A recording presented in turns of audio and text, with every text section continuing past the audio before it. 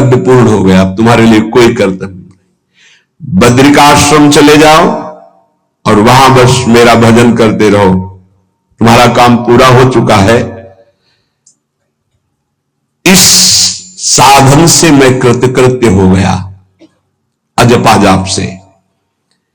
ये अजपा जाप सब कोई कर सकता है, पर इसमें ये नियम है, वाणी से सत्य बोलना, अजपा जाप उसी का चलेगा, सत्य बोलने वाले का। ये जब उतरे हैं भगवत मार्ग में तो झूठ काहे को बोले भाई, काहे को झूठ बोले। लेकिन झूठ का तो ऐसा राज्य हो चुका है जबान पे, मतलब समझी में नहीं आता कि हम झूठ बोल रहे। और झूठ में कलयुग का वास है, असत्य, इसमें कलयुग का वास है। इसीलिए प्रायः सबकी वाणी से झूठ निकलता है।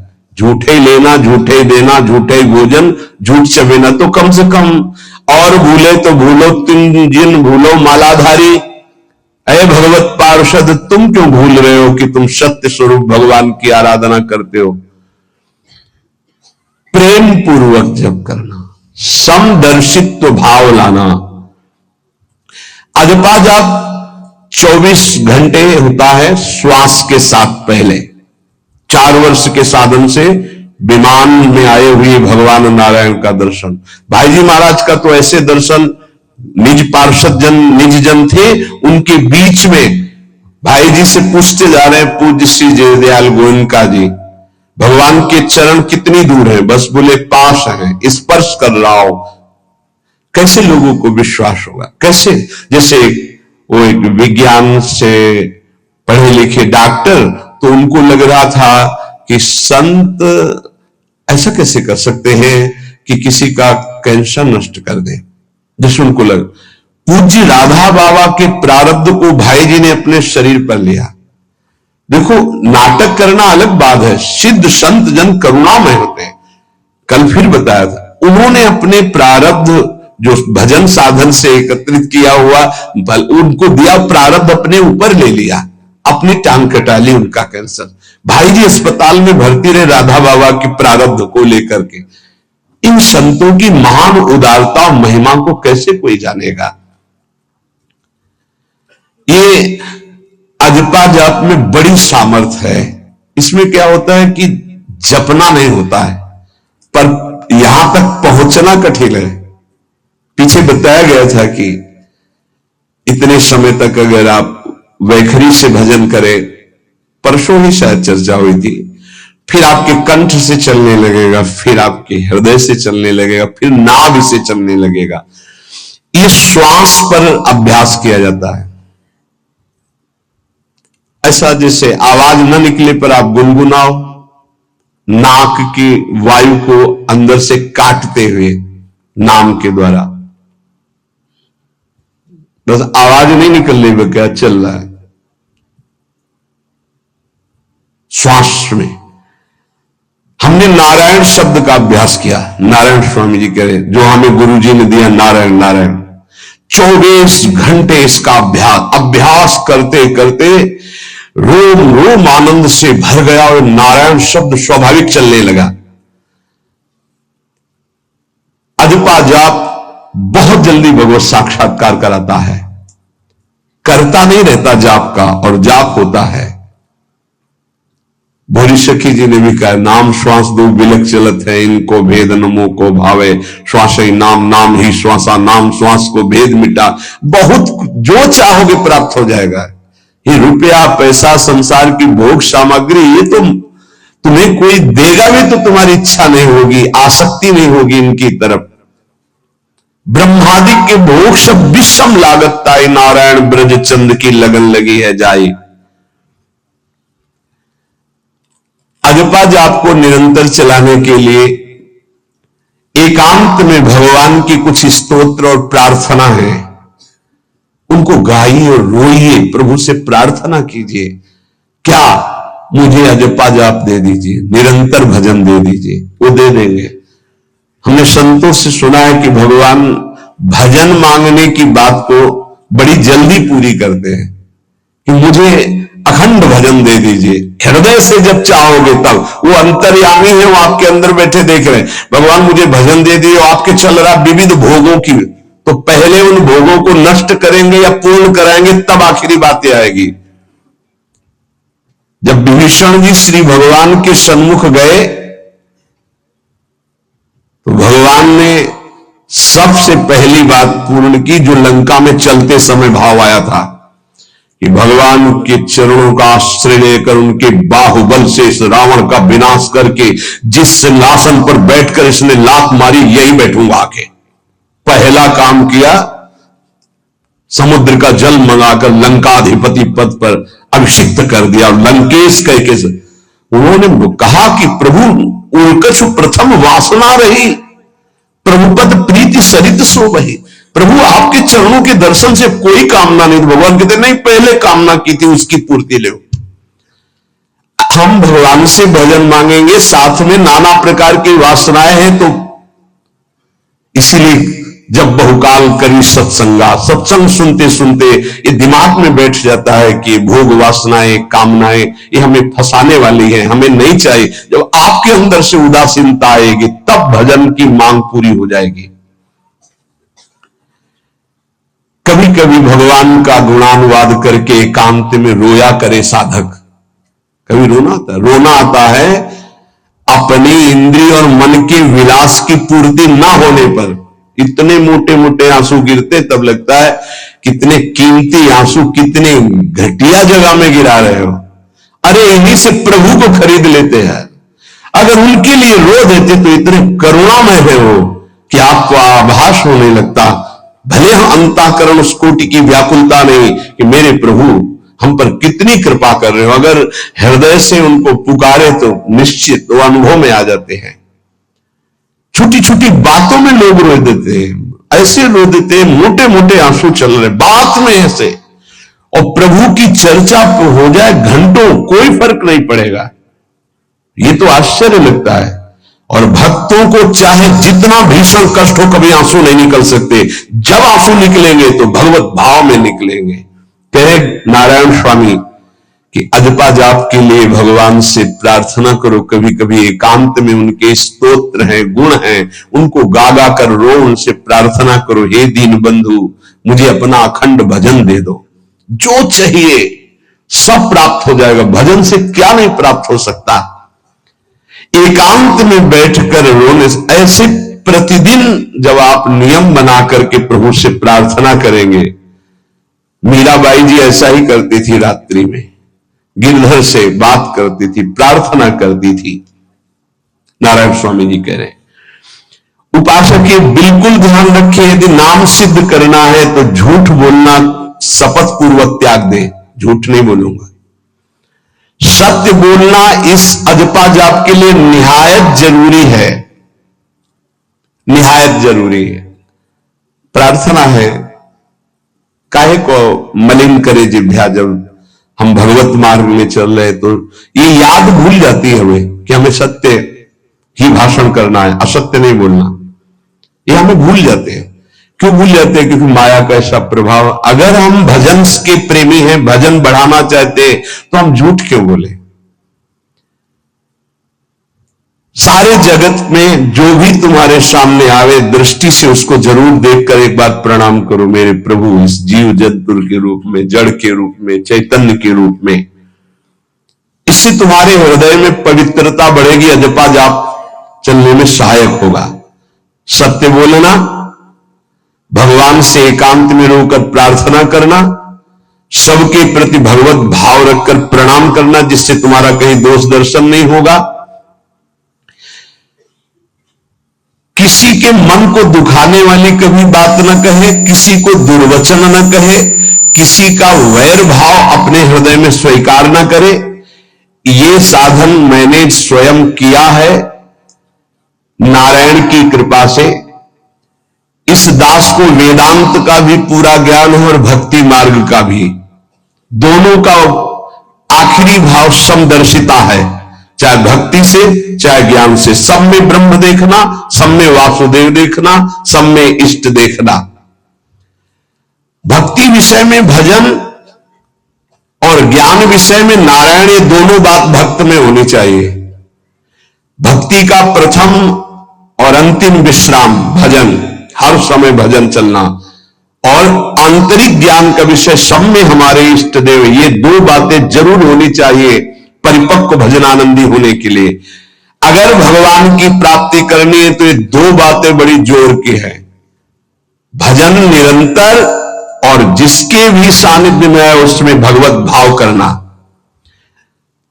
मेरे नारायण ने मुझसे कहा, वो फरमाया कि उनके पीछे पीछे मैं चलता हूं जो मेरे ऐसे भजन करने वाले भक्त होते हैं। और श्री कृष्णचंद्र जी ने दयालुता में भागवत में कहा, अनुब्रजाम में हम नित्यम पूयत्यंगुरेण भी। मुझे बहुत रोना आता है बात सुनकर के कि दास की चरण रज के लिए स्वामी पीछे पीछे डोलता है। किस भक्त के पीछे? जो दो बातें यहां कही, जो निरंतर नाम जप करता है और सब में भगवत भाव रखता है, तो भगवान नारायण ने नारायण स्वामी से कहा कि मैं उसके पीछे पीछे डोलता हूं कि उसकी चरण रज मेरे ऊपर पड़ जाए। और भगवान श्री कृष्णचंद्र जी ने कहा, निरपेक्षम मुनिम शांतम निर्वैरम समदर्शनम। निरपेक्ष, जो किसी की अपेक्षा नहीं रखते, किसी से कोई संबंध नहीं, स्वार्थ का। मुनिम, जो निरंतर मंत्र का, नाम का मनन करते रहते हैं। शांतम, हर द्वंद्व की प्रहार स्थिति में वो शांत रहते, विचलित नहीं होते। निर्वैरम, कोई उनसे वैर करे तो भी वो उससे वैर नहीं करते। और समदर्शी, सब में अपने इष्ट को देखते। ऐसे संतों के पीछे में भगवान कहते, उनकी चरण रज लेने के लिए हर समय पीछे पीछे रहता हूं।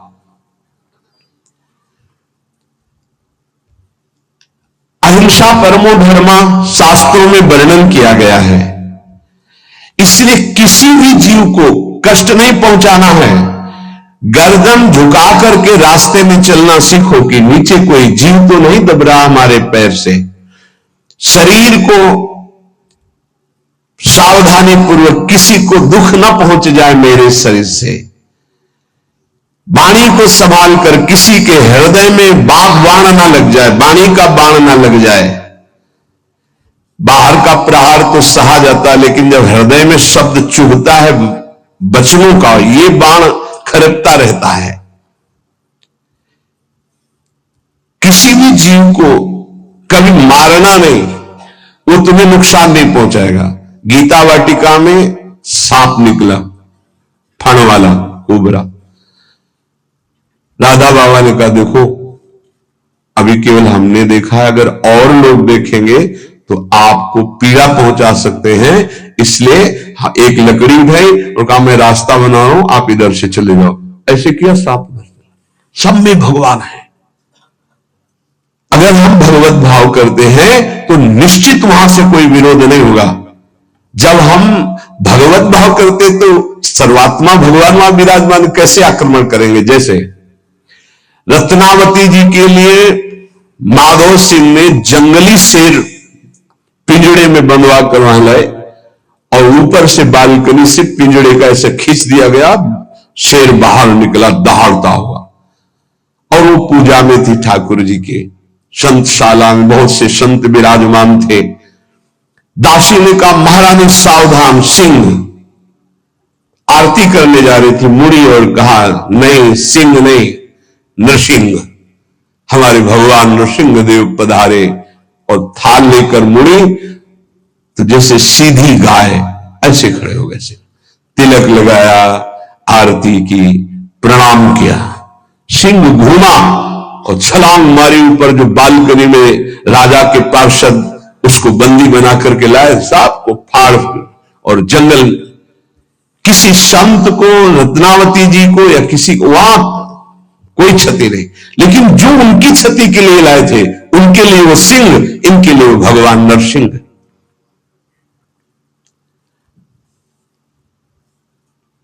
यथा योग्य दूसरे की सहायता करना, ये अपने भजन को बढ़ाने के लिए अत्यंत आवश्यक है। नारायण स्वामी जी कहते हैं, साधु क्या सहायता करेगा?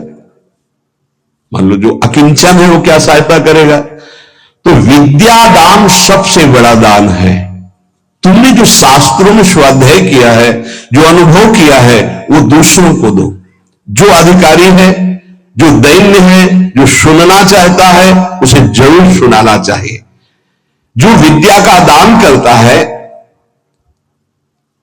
भगवान का भजन बहुत सहजता से होने लगता है, दूसरे को भजन में लगाने की बात। इसीलिए जैसे आप गृहस्थ में हैं तो आप अपने परिवार के छोटे बच्चे बड़े सब 5 मिनट आप राधा राधा कहिए, आप 10 मिनट भजन कीजिए, आप स्वयं कीर्तन कीजिए, पूरे परिवार को सुनने को मिले, बहुत लाभ मिलता है। सब अगर नगर कीर्तन करें तो लाखों लोगों के पाप नष्ट हो जाए, आपको बहुत जल्दी भगवत प्राप्ति हो जाए। ये साधन होते थे। अब क्या हो गया कि इतनी भजन के प्रति लघु बुद्धि हो गई कि शर्म लगेगी कि हम पूरे गांव में कैसे कीर्तन करें। जो शर्म लगने वाली बातें उनमें शर्म नहीं, नाम जप में शर्म लगेगी कि हम 10 लोग मिलकर नगर कीर्तन करें। पहले ऐसा था, प्रातः 4 बजे गांव के 10-20 लोग बड़े बूढ़े मंजीरा लेकर ढोलक लेकर के आसपास गांव में फेरी देते थे, जिसे प्रभात फेरी कहते थे, और वो नाम कीर्तन करते हुए कितनी सुंदर प्रथाएं थी। शाम के समय रामायण या भागवत की कथाएं कोई जो पढ़ा लिखा वो सुना रहा है, 10-20-50 ऐसे आसपास के घरों के लोग बैठकर भगवान की चर्चा सुन रहे हैं। ये जरूर करना चाहिए, जो भजन के लिए बहुत उत्साह बढ़ता है। ध्यान करते समय, भजन करते समय मन तुम्हें घुमा घुमा कर माया में फंसाएगा। नारायण स्वामी का अनुभव, तुम्हें उसको घुमा घुमा के भजन में लाना है, ये युद्ध करना है। मन ने जो मांगा वही हम देने के लिए तैयार हो जाते हैं। ध्रुवदास जी कहते हैं, मन अब तक तूने जो कहा मैंने किया, मैं जो कहता हूं तुम्हें करना पड़ेगा। थोड़ा तो हिम्मत लाओ मन से लड़ने के लिए, और किसी से लड़ने की जरूरत नहीं। मन को जीत गए तो सच्चे गुरु बन जाओगे। मन को जिसने चेला बना लिया वही सच्चा गुरु नहीं। मन के सब चेला है, कोई बिरला ऐसा है जो मन को अपने शिष्य बना ले। बहुत ध्यान दीजिए, लाखों बार प्रश्न आते हैं। मन जब तुम भजन में बैठोगे तो घुमा घुमा कर माया में मारेगा, आपको वही गिराएगा। तुमको ये करना है कि उसे घुमा घुमा कर नाम में लाना है। चल राधा राधा राधा, तेरी एक बात नहीं सुनेंगे। इस साधन के करने से मन की शक्ति जो विषय भोगों में फंसाने वाली है वो कम हो जाती है। ध्यान दीजिए, बड़े अनुभवी महात्मा है नारायण स्वामी। बार बार जब आप अपने मन को संसार की तरफ जाते हुए से घसीट कर नाम में लाएंगे तो कमजोर पड़ जाएगा और वो तुम्हारे अधीन होने लगेगा। मन जिसने अधीन कर लिया वो साक्षात भगवत स्वरूप हो जाता है। मन मारिया तन बस में की ना, हुआ भरम सब दूर। बाहर से कुछ दिखत ना ही, अंदर चमके नूर। आपो त्याग जगत में बैठे नहीं किसी से काम, उनमें तू कछुअंतर नाही, संत कहो चाहे राम। वो भगवान का स्वरूप हो जाते हैं। मन की प्रत्येक स्फुरणा पर ध्यान रहे, वो तुम्हें संसार की तरफ घुमा घुमा कर मारेगा, तुम्हें घुमा के नाम में लाना है। ये साधन तुम्हें अजपा जाप में स्थित करेगा। मन रूपी दर्पण को साफ करना है। जो जो वासना आवे उस वासना को नहीं भोगना है, इससे मन रूपी दर्पण साफ हो जाएगा। जैसे जैसे तुम वासनाओं को भोगते हो वैसे वैसे मन के ऊपर परत चढ़ती चली जाती है मल की, और जैसे जैसे तुम वासनाओं को नहीं भोगते हो तो मन निर्वासनिक होता जाता है। भोगने से सुख नहीं मिलेगा, ना भोगने से सुख मिलेगा। भोगने से शांति नहीं मिलेगी, ना भोगने से शांति मिलेगी। त्यागात शांति अंतरम। अब बहुत बुरा बैठ गया है हमारे हृदय में कि हमारे मन में जो आए वो भोग मिल जाए, हम सुखी। बड़ी कृपा। बोले जब से भजन शुरू किया बड़ा चमत्कार, जो चाहते हो जाता है। दुर्भाग्य, ये कोई सौभाग्य है? जो मन चाहे वो पूर्ण हो जाए सौभाग्य नहीं है। फिर वो तुमको अधीन करके जो तुम नहीं चाहोगे वो भी करवा लेगा। सौभाग्य है कि मन जो चाहता है वो हम नहीं करते। जो शास्त्र में लिखा है, गुरु आज्ञा, वही मन की बात मानते हैं। अभ्यास करते करते वासनाएं कम होने लगती, फिर वासनाएं नष्ट हो जाती, फिर स्फुरणा ही नहीं होती, अजपाजा प्रारंभ हो जाता है। विक्षेप यही वासनाएं पहुंचा रही भजन में। भजन से जो महासुख मिलता है तुम्हें कैसे बताऊं, नारायण स्वामी कह रहे हैं। मन को वश में करने पर जो सुख मिलता है वो ब्रह्मा को भी सुख नहीं है। अब आप सोच लीजिए, मन के अधीन होने पर दुर्गति तो सब देख रहे हैं, लेकिन मन को वश में करने पर जो सुख है वो परमेष्ठी पद ब्रह्मा में भी नहीं है। इसीलिए भक्त कहता है, न पारमेष्ठम न महेंद्र धिष्णम, नहीं चाहिए देवराज इंद्र का पद या ब्रह्मा का पद। ऐसा सुख स्वयं मिल गया क्योंकि मन अधीन हो गया। इसलिए इस दास ने स्वामी नारायण की कृपा से इस मन को अधीन किया। नेत्रों से जलधारा बहने लगी और हर समय नारायण की छवि नेत्रों में बस गई और जिह्वा ने प्रबल रूप धारण कर लिया। नारायण नारायण नारायण नारायण। अभी जिह्वा प्रबल रूप, समोसा चटनी ये वो कैसे नाम मीठा लगे। राधा नाम सुधा रसम, पानी आया मुंह में? नहीं। राधा नाम सुधा रसम, पानी आया मुंह में? नहीं आया।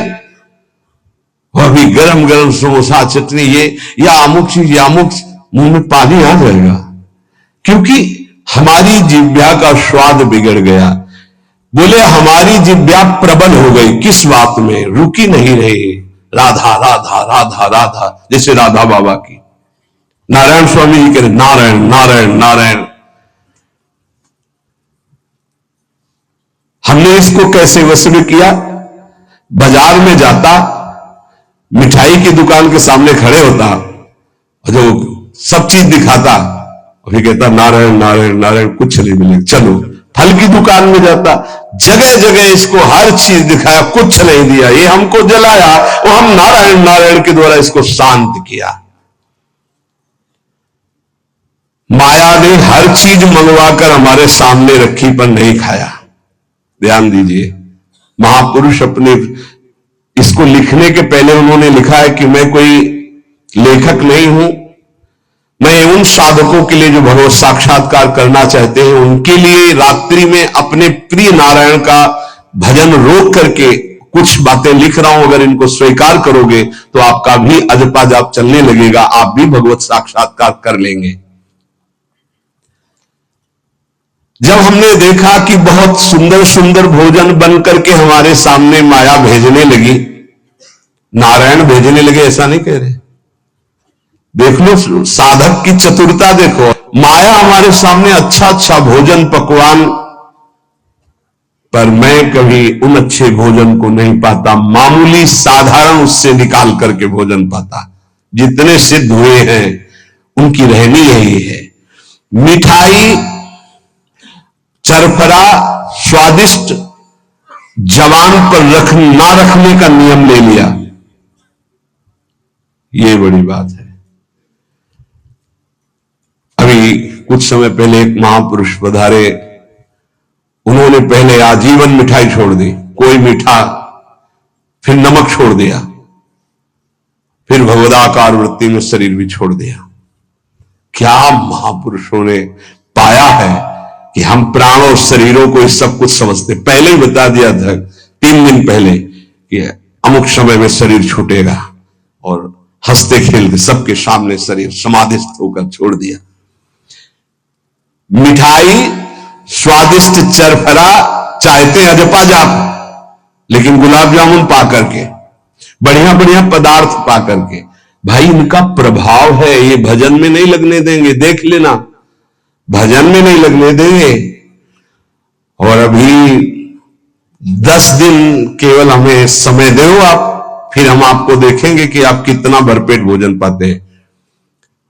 किसी भी मिठाई में चीनी नहीं पड़ेगी और किसी भी दाल या कढ़ी में नमक नहीं पड़ेगा, मिलेगा सब कुछ।